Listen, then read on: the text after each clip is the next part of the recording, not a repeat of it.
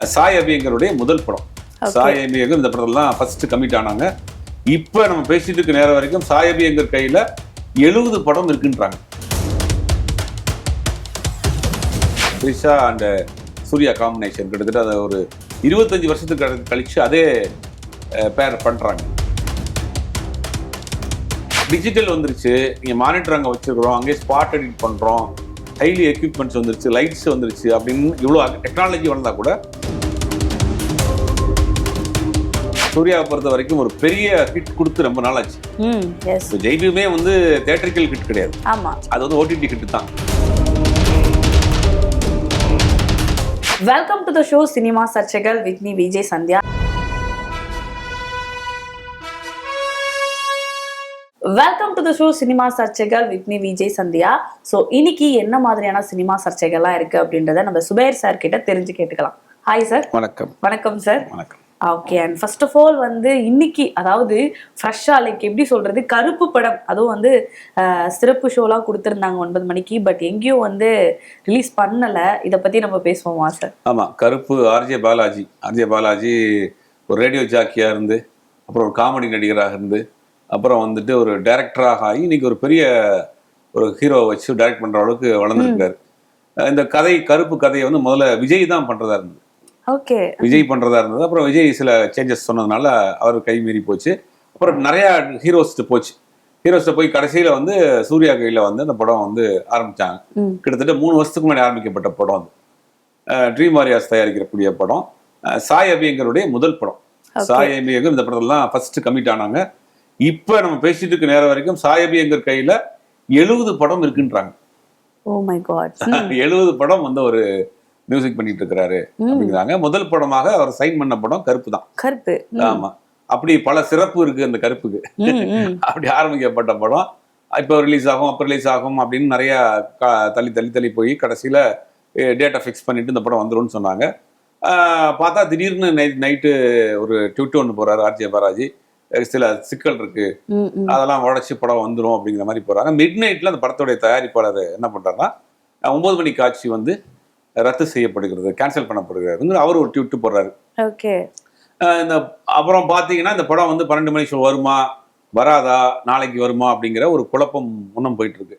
ஏற்கனவே அந்த படத்துக்கு பிசினஸ் கொஞ்சம் சிக்கல் இருந்துச்சு, ஓடிடி அவங்க எதிர்பார்த்த அமௌண்ட் கிடைக்கல, இப்படி பல சிக்கல்கள். இந்த படத்தை பொறுத்த வரைக்கும் இந்த படம் வந்து ஒரு பூர்வ ஜென்மம் இப்போ லைவ் ரெண்டும் மிக்ஸ் பண்ணி இருக்கிற மாதிரியான ஒரு போர்ஷன் பண்ணியிருக்காங்க. எதிர்பார்ப்புகள் அதிகமா இருக்கு இந்த படத்துக்கு. ஆனா சிக்கலும் அது அந்த அளவுக்கு இருக்கு. ஏன்னா இந்த பட தயாரிப்பு நிறுவனத்துக்கு முன்னாடி வாங்கிய கடன். எப்பவுமே என்ன பண்ணுவாங்க அப்படின்னா, ஒரு படம் சினிமா பொறுத்த வரைக்கும் சினிமாவில் நீங்க ஒரு கடன் வாங்கி ஒரு படம் பண்றீங்க அப்படின்னா ஃபைனான்ஸ் வாங்கி தான் படம் பண்ணுவாங்க. ஃபைனான்ஸ் வாங்கி முந்தைய என்ன பண்ணுவாங்கன்னா நெகட்டிவ் பிளட்ஜ்னு சொல்லிட்டு கொடுப்பாங்க. அதாவது படத்தினுடைய அந்த நெகட்டிவ், எப்படி வீடு அடமானம் வைக்கிறோம், நகை அடமானம் வைக்கிற மாதிரி நெகட்டிவ் அடமானம் வச்சு படம் வாங்குவாங்க. அதை என்ன பண்ணுவாங்க, நெகட்டிவை நீங்க லேப்ல இருந்து எடுக்கிறதுக்கு முன்னாடி செட்டில் பண்ணாதான் அந்த படத்தை ரிலீஸ் பண்ண முடியும். இப்போ டிஜிட்டலா ஆனதுக்கு பிறகு என்ன பண்றாங்கன்னா, அதாவது கொலட்ரல் பிளட்ஜ் பண்ணிக்கிறாங்க. அதாவது ப்ராப்பர்ட்டி இல்லாட்டி படத்தினுடைய ஹீரோ மேல உள்ள நம்பிக்கை, டைரக்டர் மேல உள்ள நம்பிக்கையில கொடுப்பாங்க. அப்படி இந்த படத்துக்கு இதுக்கு முன்னாடி இவங்க பண்ண படங்கள், சில படங்கள் சரியா போகாதனால அந்த படத்தினுடைய கடன் எல்லாம் அப்படியே தேக்கி நிக்குது. இந்த மாதிரி இருக்கப்ப என்ன நடத்துவாங்கன்னா, அடுத்த படம் ஒரு படம் கடன் வாங்கி எடுத்துட்டாங்க, இந்த படம் சரியா போல, கடனை அவங்க ரீஃபண்ட் பண்ண முடியல அப்படின்னா அடுத்த படம் அதே நிறுவனம் பண்றப்ப விட்டுருவாங்க. அந்த படம் முடிகிற நேரத்தில் என்ன பண்ணுவாங்கன்னா, இந்த படத்தை செட்டில் பண்ணுங்க, முன்னாடி வாங்கின கடனுக்கு செட்டில் பண்ணுங்கன்னு வந்து நிற்பாங்க. இது சினிமாவில் காலங்காலமா இருக்கிறது தான். அப்படித்தான் இந்த நிறுவனத்துக்கு முன்னாடி வாங்கின கடன் ஒரு பிரைவேட் ஃபினான்சியர்கிட்ட வாங்கியிருக்கிறாங்க, அப்புறம் ஒரு இன்னொரு பிரபலமான ஒரு தயாரிப்பாளர்கிட்ட வாங்கியிருக்கிறாங்க, ஒரு டிஸ்ட்ரிபியூட்டர்கிட்ட வாங்கியிருக்காங்க. இந்த பணம்லாம் ஒரு பெரிய கிட்டத்தட்ட 90 கோடி ரூபான்றாங்க. அந்த அளவுக்கு ஒரு பெரிய அமௌண்ட் இந்த படத்து மேல நிக்குது. அது கடைசி நேரத்தில் ரிலீஸ் டேட்லாம் போட்டதுக்கு பிறகு எங்களை செட்டில் பண்ணுங்கன்னு இருக்காங்க. அவங்களும் ஏதாவது செட்டில் பண்றதுக்கு ட்ரை பண்ணியிருக்காங்க போல. பட் கடைசி நேரத்தில் எதுவும் வராம நைட்டு விடிய அந்த படத்துக்கான பிரச்சனை பஞ்சாயத்து நடந்திருக்கு. பஞ்சாயத்து முடிஞ்சு வருமா, டிலே ஆகுமா அப்படிங்கிறது வரக்கூடிய இதெல்லாம் தெரியும். ஓகே, அண்ட் இன்னொரு விஷயம் என்ன, கருப்புன்னும் போது நிறைய விஷயங்கள்லாம் கான்ட்ரவர்சியா போச்சு. ஏன்னா ஆடியோ லான்ச் வந்து லைக் ஒரு டெலிவிஷன் கிட்ட கொடுக்கல, லைக் வேற யூடியூப் கிட்ட கொடுத்துருந்தாங்க. அது என்ன ரீசன், என்ன நடந்துச்சு? படம் ஓடிடி அவங்க எதிர்பார்த்த அளவுக்கு போல. இப்ப எப்படின்னா, சேட்டலைட் வாங்குறவங்க தான் ஆடியோ ரிலீஸ் ஃபங்க்ஷனே சேர்த்து வாங்குவாங்க. அது ஒரு அக்ரிமெண்டா வச்சிருக்காங்க. இந்த படத்தினுடைய promotion plus audio release satellite அப்படிங்கிறது போடுவாங்க அக்ரிமெண்ட். இந்த படத்துக்கு ஓடிடிஏ பிசினஸ் கொஞ்சம் அவங்க எதிர்பார்த்த அமௌண்ட் இல்லை. ஏற்கனவே முன்னாடி வந்த கங்குவா அது மாதிரி ரெட்ரோ படங்கள்லாம் சரியா அவங்களால கை கொடுக்காதனால இந்த படத்துக்கு அவங்க எதிர்பார்த்த அளவுக்கு போல. அப்போ ஒரு வேற டைப்பா அவன் மட்டன் பண்ணி பார்க்கலாம் அப்படின்னு சொல்ல போனா இந்த படத்துக்கு ப்ரொமோஷன் கடந்த ஒரு மாசமா நடத்திட்டு இருக்காங்க. கேரளால போய் பண்றாங்க, ஆந்திராவில் பண்றாங்க, தமிழ்நாட்டில் பண்றாங்க, பெரிய அளவில் ப்ரொமோஷன் பண்ணிட்டு தான் இருக்கிறாங்க. பட் அந்த ஒரு தனிப்பட்ட சேனல் கொடுக்கறது ஓடிடி சேட்டலைட் பிரச்சனையும் ஒரு காரணமா இருந்துச்சு. அண்ட் ப்ரொமோஷன் அப்படின்னு சொன்னாதான் ஞாபகம் வருது. என்னன்னா லைக் ஆடியோ லான்ச்சுக்கு கூட இந்த படத்தோட ஹீரோயின் வரல. ஸோ அதுவும் ஒரு கான்ட்ரவர்சியா போச்சு. அது எதனால, என்ன நடந்துச்சு, அதை பத்தி ஆமா. த்ரிஷா பொறுத்த வரைக்கும் மௌனம் பேசியதே த்ரிஷா அண்ட் சூர்யா காம்பினேஷன் கிட்டத்தட்ட அதை ஒரு 25 வருஷத்துக்கு கழிச்சு அதே பேர் பண்றாங்க. அப்படின்னா அவங்க இப்போ நிறைய பிஸியான ஒரு ஆர்டிஸ்டா இருக்காங்க. த்ரிஷா பொறுத்த வரைக்கும் தமிழ் தெலுங்குன்னு ஒரு பிஸியான ஆர்டிஸ்டா இருக்காங்க. பட் அதுக்கு ரீசன் நமக்கு என்னன்னு தெரியல. அவங்க அந்த பிஸினால வரலையா? கண்டிப்பா அவங்களை அவாய்ட் பண்ண முடியாது. வந்தாங்கன்னா அவங்க படத்துக்கு ஒரு பிளஸ் தான். ஒரு ஃபேமிலியரான ஆர்டிஸ்ட் வந்து படத்துக்கு ப்ரொமோஷனுக்கு வர்றாங்கன்னா ஒரு படத்துக்கு ஒரு பெரிய பிளஸ் தான். பட் அவங்க ஏதாவது சம் சிச்சுவேஷன்ஸ்னால வராமல் இருக்கலாம். ஓகே. அண்ட் இந்த படத்துல வேற ஆர்ஜே பாலாஜி நடிச்சிருக்காரு. ஸோ அதை பத்தி சொல்லுங்க. அண்ட் ஆல்சோ வந்து எதனால இந்த படம் வந்து 3 வருஷம் ஆச்சு எடுக்கிறதுக்கு? லைக் என்ன ப்ராசஸ்? அதாவது படம் ஆரம்பிச்சப்ப போடப்பட்ட பட்ஜெட் ஒன்று, படம் முடிகிறப்ப வரக்கூடிய பட்ஜெட் ஒன்று. ஓகே. முந்தைய என்னன்னா இப்போ வந்து டிஜிட்டல் ஆனதுல இருந்து என்ன ஆகி போச்சுன்னா அங்கே நினைச்சதெல்லாம் எடுக்கிறாங்க. இப்போ நீங்க நம்ம டிவியில பாக்குறோம் இல்லையா, ஒரு பழைய ஒரு 80s 90s படங்கள்லாம், அவங்கெல்லாம் அந்த படங்கள்லாம் 30 days தென்மேற்கு பருவ காட்டுன்னு விஜய் சேதுபதியோட முதல் படம். 38 நாள் எடுக்கப்பட்ட படம். 38 days அவுட்டோர்ல நீங்க என்ன பண்ணணும், அப்பெல்லாம் ஃபிலிம் இருக்கும். ஃபிலிம்ல ஷூட் பண்றப்ப என்ன நடக்கும்னா 6 மணிக்கு மேல அவுட்டோர்ல எடுக்க முடியாது, சன்செட் ஆயிரும். அதே மாதிரி காலையில கொஞ்சம் மிஸ்டியான ஏரியாவா இருந்ததுன்னா காலையில 7 மணிக்கு மேலதான் ஷாட் வைக்க முடியும்.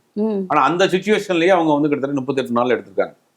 ஆனா இப்ப டிஜிட்டல் வந்துருச்சு, நீங்க மானிட்டர் அங்க வச்சிருக்கிறோம், அங்கேயே ஸ்பாட் எடிட் பண்றோம், ஹைலி எக்யூப்மெண்ட்ஸ் வந்துருச்சு, லைட்ஸ் வந்துருச்சு அப்படின்னு இவ்வளவு டெக்னாலஜி வளர்ந்தா கூட இதுல ஒரு பெரிய வித்தியாசமான விஷயம் என்னன்னா, டெக்னாலஜிஸ் கம்மியா இருக்கிற காலத்துல ஷார்ட் டைம்ல படம் எடுத்தாங்க. டெக்னாலஜி அதிகமா இருக்கிறதுனால அதிகமா படம் எடுக்கிறாங்க. Shooting days, number of days வந்து அதிகமா போகுது. அப்போ இவங்க என்ன பண்றாங்கன்னா இது ஒரு ட்ரெண்டிங்கா வச்சிருக்காங்க. ஒரு 100 நாள் படம் எடுத்தா தான் அது பெரிய படம், 150 நாள் படம் எடுத்தா தான் பெரிய படம்னு இவங்களும் அதை நினைச்சுக்கிறாங்க. ஆனா வந்து அது அந்த 100 நாள் எடுத்த படமா இருக்கட்டும், 150 நாள் எடுக்கிற படமா இருக்கட்டும், கண்டென்ட் ஓரியன்டா அது நல்லா இருந்தா தான் ஓடும். அதை இவங்க விட்டுறாங்க. அப்படித்தான் அந்த கருப்பு படத்துக்கு போடப்பட்ட பட்ஜெட்டு, டைரக்டருக்கும் சூர்யாவுக்கு இடையில வந்த ஒரு சின்ன சின்ன கசப்புகள், ப்ரொடியூசருக்கு ஏற்பட்ட பிரச்சனை, அந்த ப்ரொடியூசருக்கு ஏற்பட்ட ஃபினான்ஸ் சிக்கல், இதெல்லாம் தாண்டி அவங்க போட்டிருந்த பிசினஸ்க்கும் படம் வந்து பிசினஸ் ஆகாம போனதுக்கு சிக்கல், இதெல்லாம் கடந்து 3 வருஷம் ஆயிடுச்சு. நேற்று கூட நைட்டு ட்வீட் போட்டிருக்காரு ஒரு ஆர்ஜே பாலாஜி, கருப்பு எல்லாத்தையும் உடைச்சிட்டு வருவான் அப்படின்னு ஒரு நம்பிக்கையில் அவர் போட்டிருக்காரு. ஆனா அந்த டிலேங்கிறது பல காரணங்கள் இருக்கு. நான் ஏற்கனவே சொன்ன மாதிரி அன்னைக்கு வந்து மானிட்டர் கிடையாது. நீங்க ஒரு படத்தை ஷூட் பண்ணி அதை வந்து ப்ராசஸ் பண்ணி தான் அந்த விஷுவல் பார்க்க முடியும். கண்டிப்பா இன்னைக்கு ஆன் ஸ்பாட்லயும் பாக்குறோம், மானிட்டர் இருக்கு, ஆன் ஸ்பாட்லயும் எடிட் பண்றோம், எவ்வளவு வேண்டாலும் எடுத்துக்கலாம், டிஜிட்டல் ஆயிடுச்சு. அப்படிங்கும் போது அவங்க என்ன பண்றாங்கன்னா ஒரு ப்ரீ பிளான் இல்லாம போறாங்க, போய் அவங்க நினைச்சதெல்லாம் எடுக்கிறாங்க, பார்த்து நல்லா இல்ல தூக்கி போடு, திருப்பி எடு அப்படிங்கிற மாதிரி போயிட்டு இருக்காங்க. இது சினிமாவை வந்து ஆரோக்கியமான விஷயமா இருக்காது. மலையாள படங்கள்லாம் பார்த்தோம்னா இன்னைக்கும் அவங்க வந்து ஒரு குறைவான நாட்கள் தான் எடுக்கிறாங்க. இன்னைக்கு நம்ம உலகம் முழுவதும் கொண்டாடக்கூடிய நிறைய மலையாள படங்கள்லாம் வந்து பாத்தீங்கன்னா ஒரு குறைவான நாட்கள் எடுக்கப்பட்ட படம் தான். இவங்க ஒரு 150 நாள் 200 நாள் எடுத்தா தான் ஒரு பெரிய படம் அப்படி இவங்களா பண்றாங்க. ஒரு பிளானோட போனீங்கன்னா அழகா சின்ன படமாவே எடுக்கலாம். சின்ன படம்னு சொல்லக்கூடாது, பிளான் பண்ணாலே எடுக்கலாம். கரெக்டா பிளானிங் கூட போனா அது டிலே ஆகுறதுக்கான வாய்ப்புகள் அதிகமா இருக்கு. ஓகே.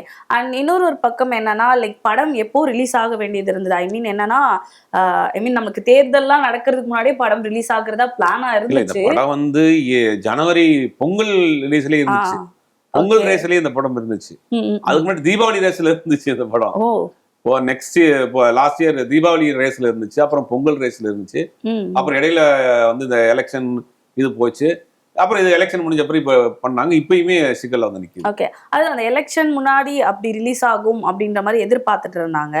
பட் அப்ப வந்து லைக் சோசியல் மீடியால ஒரு சில கருத்துக்கள்லாம் பரிமாறப்பட்டது. என்னன்னா வந்து விஜய் அவர்கள், அதாவது சிஎம் பதவி வந்ததுக்கு அப்புறமா தான் வந்து கருப்பு வரும், அதுக்கும் இதுக்கும் ஏதோ ஒரு கனெக்ட் இருக்கு அப்படின்ற மாதிரிலாம் ஆர்ஜே பாலாஜி டேக் பண்ணி ட்வீட்லாம் போட்டுட்டு இருந்தாங்க. ஸோ அது ஏதா இது இருக்கா?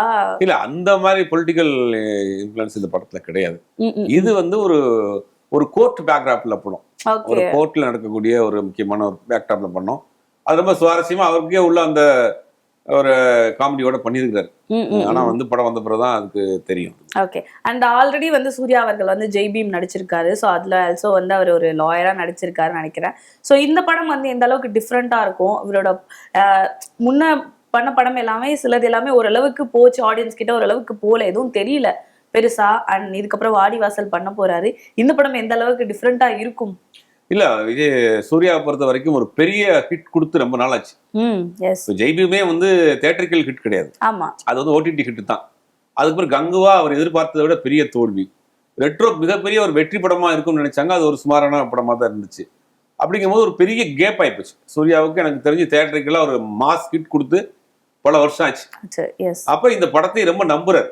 இந்த இடையில வந்த சிக்கல், பினான்ஸ் பிரச்சனை, டைரக்டர் கூட ஏற்பட்ட சிக்கல் எல்லாம் தாண்டி இந்த படம் வர்றப்ப கடைசியில இதுவும் நிக்குது.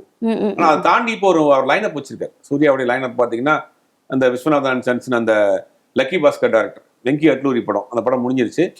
அப்புறம் ஜித்து மாதவனுடைய அந்த படம் பண்ணிட்டு இருக்காரு. இந்த மாதிரி லைனப் நல்ல நல்ல லைனப் வச்சிருக்காரு. கண்டிப்பா அடுத்த ரவுண்ட் வருவார்னு நினைக்கிறேன். ஓகே. அண்ட் ஆர்ஜே பாலாஜி அவர்கள் இதை டைரக்ட் பண்ணி நடிச்சது மட்டும் இல்லாம அவருக்கு நிறைய பிளான்ஸ் இருக்கு அடுத்தடுத்த படங்கள் பத்தி அப்படின்ற மாதிரிலாம் நிறைய ஆடியோ லான்ச் லைக் போற பப்ளிக் பிளேஸ்லாம் சொல்லிட்டு இருக்காரு.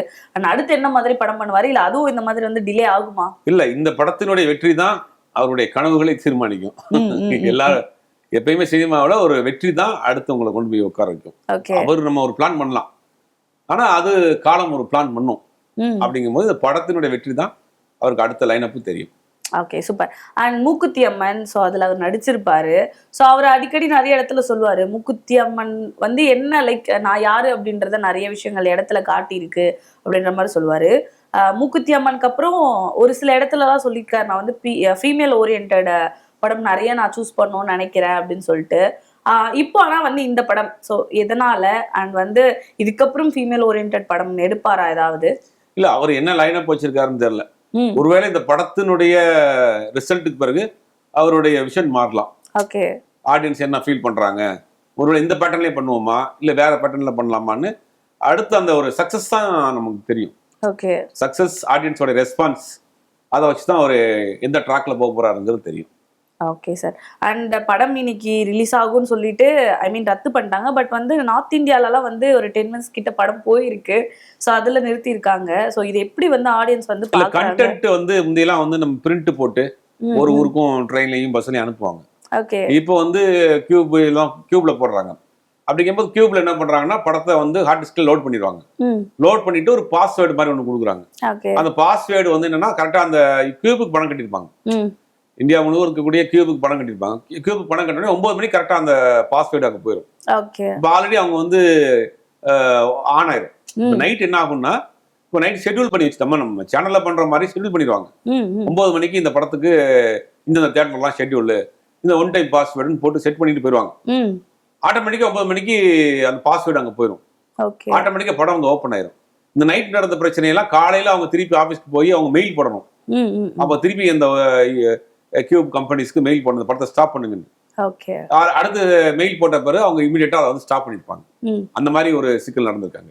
Okay, and super sir. இவ்வளவு நேரம் வந்து கருப்பு திரைப்படத்தை பத்தி நிறைய இன்ட்ரெஸ்டிங்கான விஷயங்களை சொன்னீங்க. Thank you sir, thank you so much for coming. நன்றி சார். என்ன நேர்களே, இன்னைக்கு எபிசோட் பார்த்துருப்பீங்க, ரொம்பவே இன்ட்ரெஸ்டிங்கா இருந்திருக்கும். இதே மாதிரி ஒரு இன்ட்ரெஸ்டிங்கான எபிசோட நான் வந்து உங்களை மீட் பண்றேன். Until then, bye from Sandhya, signing off from Cinema Search.